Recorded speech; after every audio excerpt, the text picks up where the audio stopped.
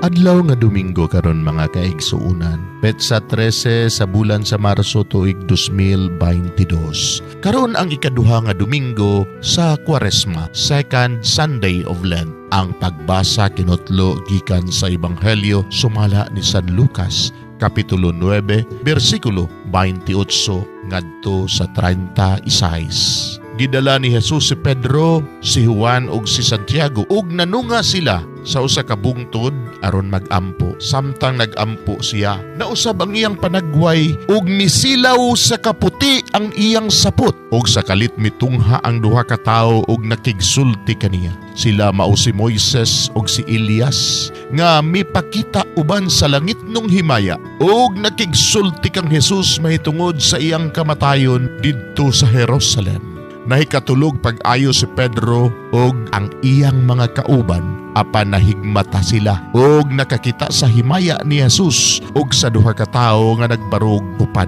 kaniya.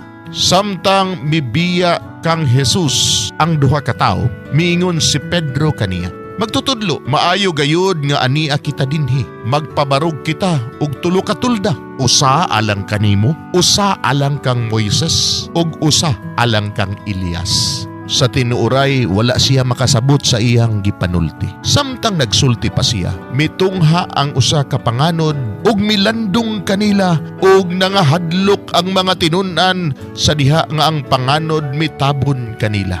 Unya may tingog gikan sa panganod nga miingon, "Kini mao ang akong anak nga akong gipili. Pamatia ninyo siya." Sa pagkahanaw na sa tingog, si Jesus na lamang ang nahabilin. Wala magsaba ang mga tinunan mahitungod ni ining tanan og ni adtong higayuna wala sila'y gisuginlan sa bisan unsang butang nga ilang nakita. Mga igsoon ang Ebanghelyo sa Ginoo. Daygon ikaw o Kristo.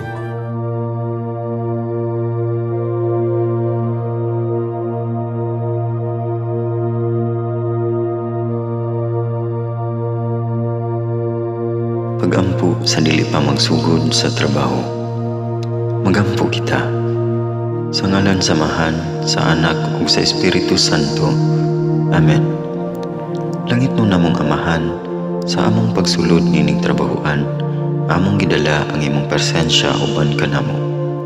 Among gipamulong ang imong kalinaw, imong grasya, imong kaluoy, ug ang imong perpektong hanay sa among mga trabaho. Among gipadayag ang imong gahom labaw sa tanan diha sa mga butang nga among mahimo, masulti, mahuna-unaan ug mahukman sulod nining adlaw. Ginoo, nagapasalamat kami sa gasa sa kinabuhi niining bagong adlaw, niining kahigayunan nga kami nakasulod sa trabaho ug mamahimong parte niining nga grupo. Salamat sa mga gasa nga imong gitugyan kanamo. Hamong gamiton kini diha sa pagimaya kanimo. Hatagi kami sa kusog ug kadasig sa pagbuhat sa among mga trabaho. Panalangini ang among mga proyekto, mga ideya ug kusog. Aron sa ingon, bisan sa pinakagamay namong mga kalampusan, magahatag kini sa imong himaya. Ubani kami Ginoo sa among pagtrabaho nining adlaw. Puna kini nga lugar sa inspirasyon ug kusog. Tabangi kami nga magtrabaho isip usa ka grupo nga mapakita sa usag-usa ang kamaayo. Himua kami nga maayo nga makabot namo ang mga butang nga kinahanglan namong buhaton. Himua kini nga lugar nga puno sa kalipay ug panagihigalaay. Ug kamugaway ug kalinaw ang mapatigbabaw niining dapita. Ginoo, kung kami anaa sa kalibog, giyahi kami. Kung kami muwadaan sa kadasig ug paglaom, dasiga kami. Himua nga ang trabaho nga among gihimo ug ang paagi sa among paghimo niini makahatag unta kini og hugot nga pagtuo, kalipay ug pahiyom sa tanan nga among mahimamat karong adlaw. Panalangini ang among mga pamilya, among Pinoy-anan, among nasod.